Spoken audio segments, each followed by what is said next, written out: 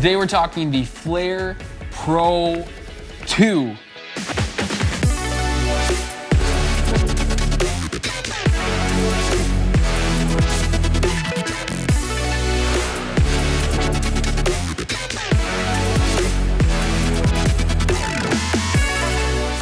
Before we dive into this video, my name is Kyle and I run a blog called Brew at Home. And if you haven't yet, I would love if you smash that subscribe button. I just want to be able to create YouTube videos to help you brew great coffee at home through reviews and tips and recipes, but ultimately whatever you need me to make videos for. So why don't you write down in the comments what you would like me to make a video on. In the meantime, let's dive into this Flair Pro 2 and what this thing is all about. Now I need to preface this in saying that this was sent to me by the fine folks at Flair, and so I didn't pay for this.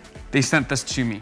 Now I'm gonna try and be as unbiased as I can in this. First off, let's talk about this thing. Wow, wow, wow, wow, wow, wow. Flair, this is incredible. This is a travel case that the Flair Pro 2 comes in. I'm incredibly impressed by this little thing. I've actually used this for a couple of weeks now, and traveling around with this little case is quite convenient. But let's dive into this right away. This beautiful espresso machine is just glistening. Now I have the white model and it comes, I believe, in 2 colors. I believe there's a black or charcoal model as well.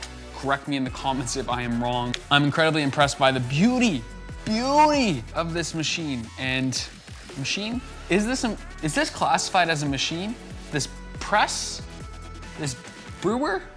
I don't know, let me know in the comments down below what this is. This is a great option for somebody who wants to dive into espresso but doesn't want to break the bank. So I want to do a couple things with this video. I want to unpack this, show you the Flair Pro 2, give you a quick review, but then also talk about why you would consider buying this over an actual semi-automatic espresso machine. This is the actual lever that will be applying the pressure to the shot of espresso to be able to get that 9 or 10 bars of pressure for your shot. In here, we've got a few pieces. Now this is the pressure gauge. This is what sets the Pro apart from the other models. This allows you to see how much pressure you are brewing at during a shot, which in my experience so far has been really convenient, especially coming from a semi-automatic espresso machine. Knowing how much pressure is coming through my portafilter is nice. Oh yes, Flair, nice job on this.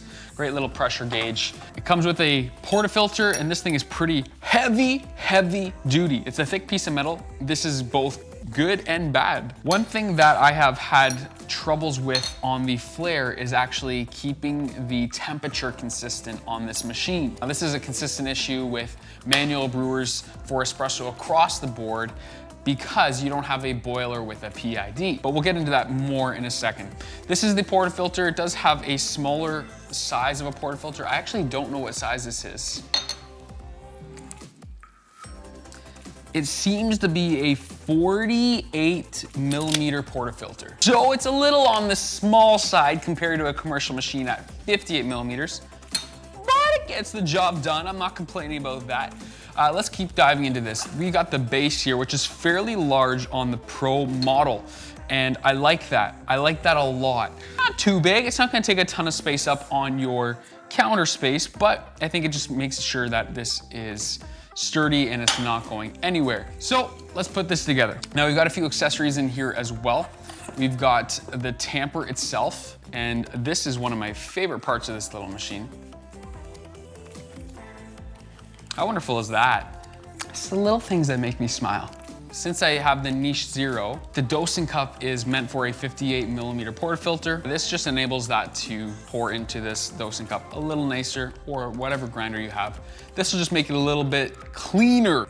Dosing cup, tamper, portafilter. These all fold together and they're great for travel. But there's also a nice little microfiber bag. Inside this bag is a wonderful little drip tray that currently has some coffee stains on it. Nice little touch.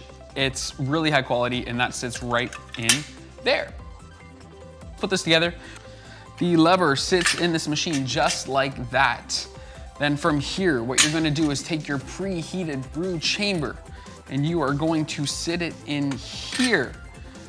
Then you're going to take your pressure gauge and put that up here, and there you have your espresso machine. It's that simple. Not making this up. This is quite the simple machine.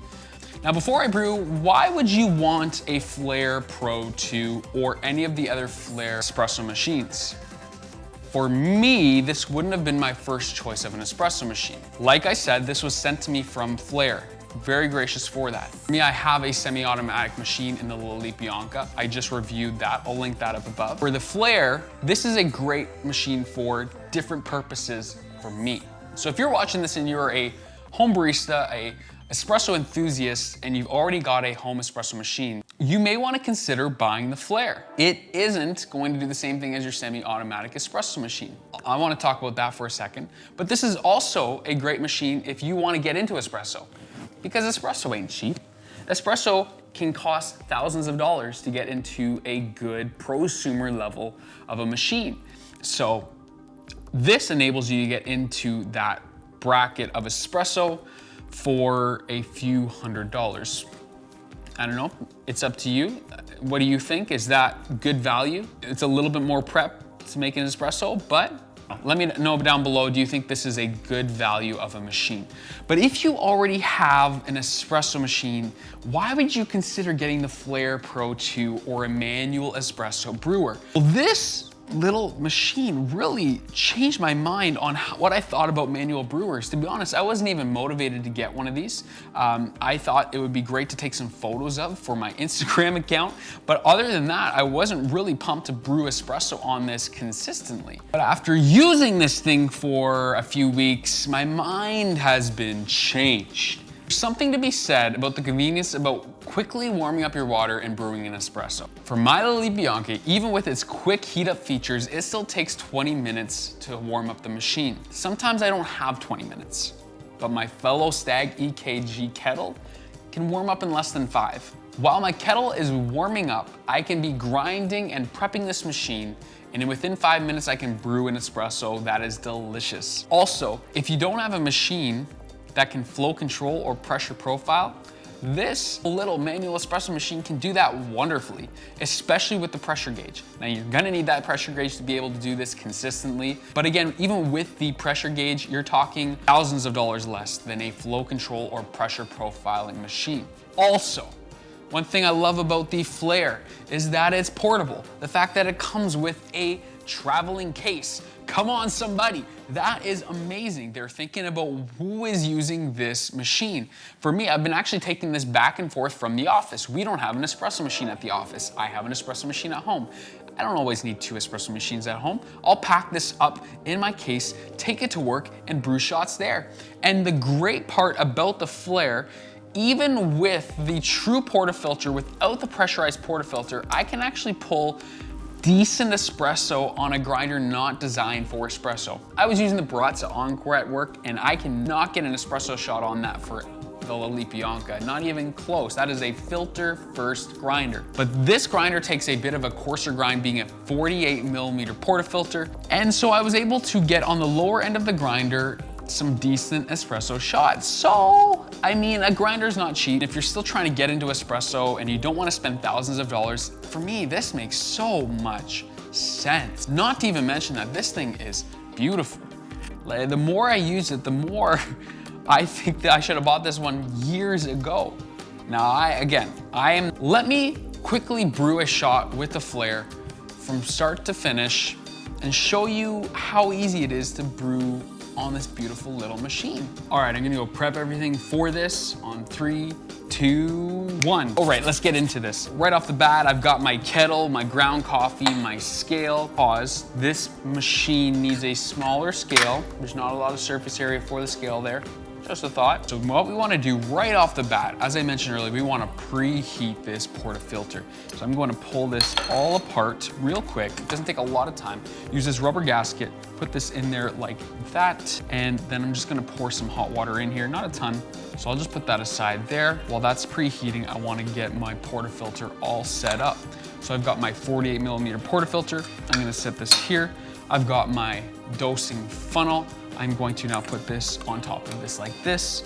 And with the Niche Zero, I have this dosing cup. It is a 58mm. What I want to do is I want to fit this on nicely like this and flip it over. And it works really, really well. And then with my little tamper, I'm going to tamp this Now a tip that I give for tamping, it's not about how hard you press, but it's about how consistent you press. So don't slam this through the puck, just consistently press the same amount of pressure. So this is preheat. I'm just gonna dump this out real quick, making a mess. And that's the reality of this machine. It's not gonna be the cleanest thing since sliced bread, but hey, for the price, hard to beat. I'm going to fill this up to the top. Once you've done that, you wanna make sure you got your scale in place and a cup, which I need.